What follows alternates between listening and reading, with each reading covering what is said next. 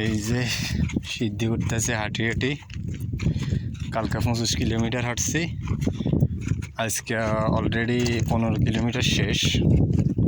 এখানে উঠের লোক নাই আর কি, তাই আমি এখন ঘরের কাজ করতেছি।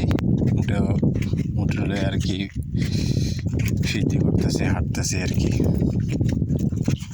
এই যে পাশে শহর, আর এই যে উট, দুইটা উট নিয়ে আমি যাইতেছি। সামনে আমার কপিলের উট নিয়ে পাখিগুলো নিয়ে যাইতেছে, আমি হাঁটি হাঁটি যাইতেছি।